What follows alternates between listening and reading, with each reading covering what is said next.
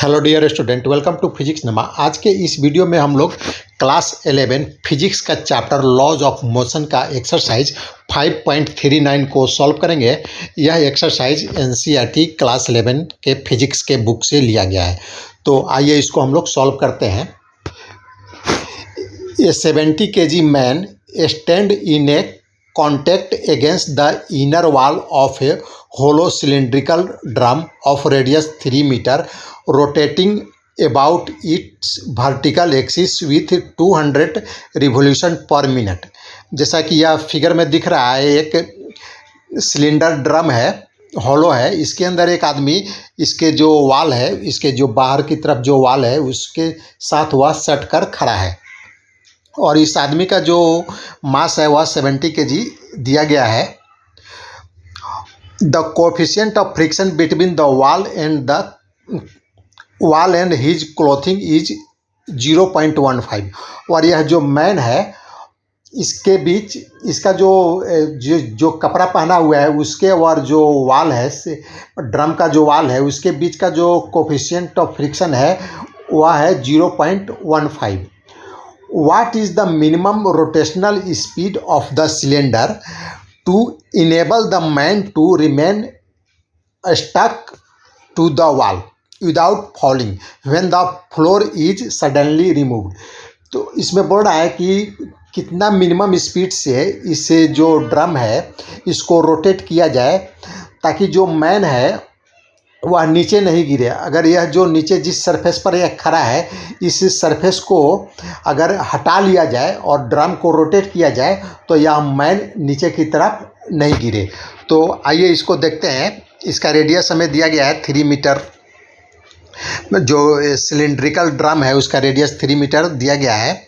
और जो देखिए, अगर यह अभी रोटेट नहीं कर रहा है तो इसके नीचे का जो ये सरफेस है अगर उसको हम लोग हटाते हैं, देखिए इसको अगर हम लोग हटाते हैं तो यह क्या है, मैन है वह नीचे की तरफ गिर जा रहा है। तो अगर ये अभी हम क्या करते हैं कि इसको ड्रम को रोटेट कराते हैं। तो रोटेट कराने से क्या होगा कि धीरे धीरे अगर जो हम रोटेट कराएंगे तो इसका हम जो एंगुलर स्पीड है उसको हम इंक्रीज करते जाएंगे।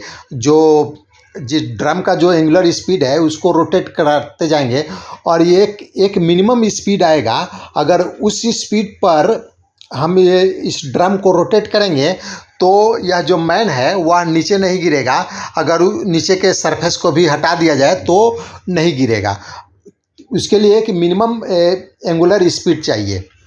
तो आइए इसको हम लोग देखते हैं वह जो मिनिमम एंगुलर स्पीड है वह कितना होगा।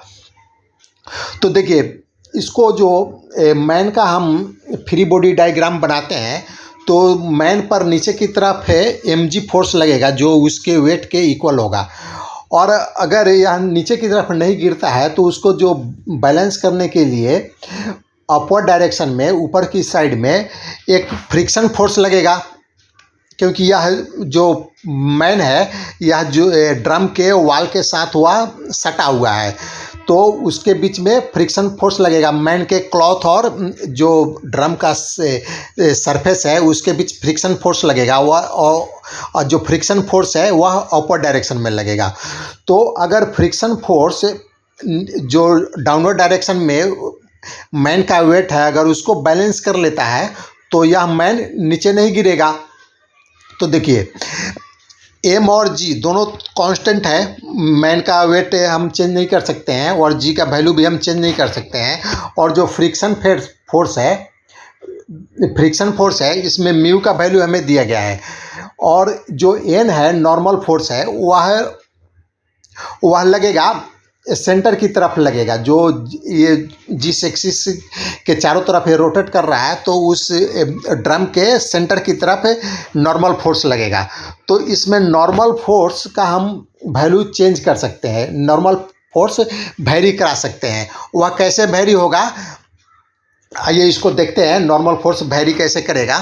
तो जो mg है, mg when drum revolves the man stick to the wall of the drum, Hence the weight of the man mg acting downward is balanced by the frictional force F equal to mu n।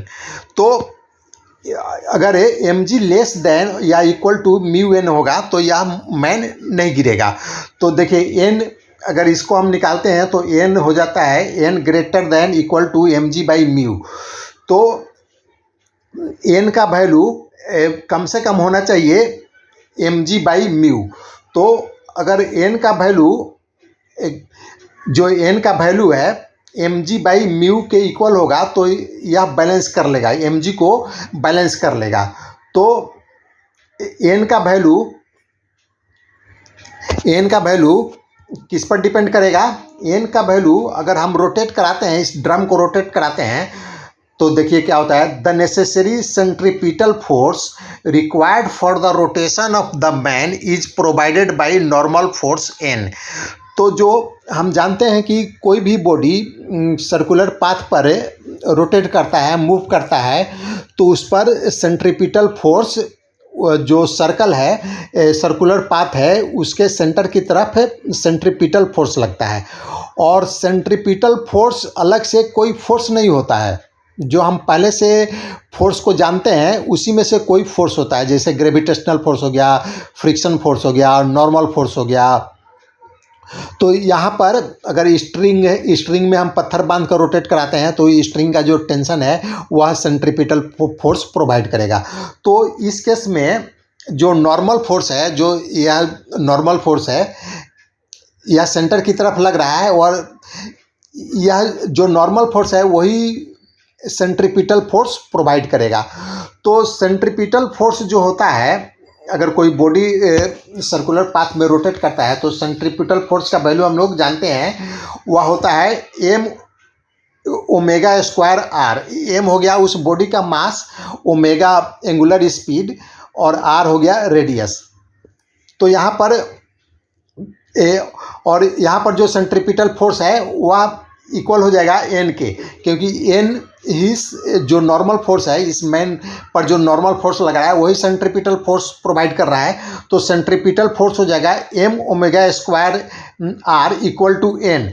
तो अब यहाँ से देखिए, अगर हम इसमें M को हम लोग चेंज नहीं कर सकते हैं, जो मैन का मास है उसको चेंज नहीं कर सकते हैं, आर को भी हम लोग चेंज नहीं कर सकते हैं, तो सिर्फ इसमें हम चेंज कर सकते हैं ओमेगा को, यानी एंगुलर स्पीड को हम लोग चेंज कर सकते हैं।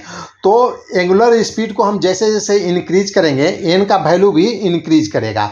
तो अब हम यहाँ से देख रहे हैं कि अगर हमें एन का वैल्यू को इंक्रीज करना है तो हमें जो एंगुलर स्पीड है इस ड्रम का, जो रोटेट करने का जो एंगुलर स्पीड है, अगर उसको हम धीरे धीरे इंक्रीज करते जाएं तो एक ऐसा लिमिट आएगा कि जब एन का वैल्यू जो इंक्रीज करते करते इतना आ जाएगा कि वह एम जी को बैलेंस कर लेगा। उसमें म्यू एन को मल्टीप्लाई करेंगे तो जो वेट है मैन का उसके वो बैलेंस कर लेगा और मैन नीचे की तरफ नहीं गिरेगा। तो आइए अब हम लोग निकाल देते हैं कि एंगुलर स्पीड क्या होगा। तो यहाँ पर जो क्रस्ट था वही था कि जो सेंट्रीपिटल फोर्स है वो बैलेंस करेगा नॉर्मल फोर्स को, और नॉर्मल फोर्स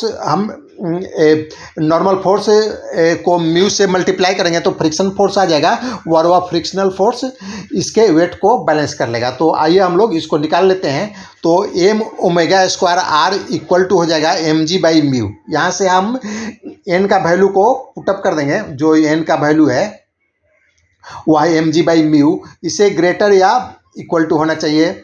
तो आइए इसको हम लोग पुटअप कर देते हैं। तो यहाँ से हम एम कैंसिल हो जाएगा, तो ओमेगा का जो वैल्यू होगा greater than square root G by R U.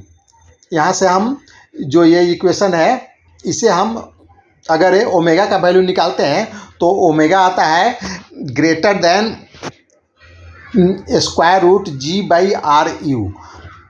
R यहाँ पर रेडियस है इस ड्रम का, तो हम इसमें जी भी हमें मालूम है और आर भी मालूम है और म्यू भी मालूम है। तो इन सभी का वैल्यू पुटअप करते हैं तो जो ओमेगा यानी एंगुलर स्पीड है उसका वैल्यू आता है 4.71 रेडियन पर सेकेंड, यानी हम ड्रम को मिनिमम जो एंगुलर स्पीड है 4.71 रेडियन पर सेकेंड से रोटेट कराएं तो जो मैन है वह नीचे की तरफ नहीं गिरेगा। अगर नीचे का सरफेस को भी हटा लें तो वह नीचे की तरफ नहीं गिरेगा।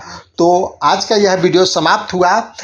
Thanks for watching. अगर आपको यह वीडियो पसंद आए तो इसे लाइक करें, शेयर करें।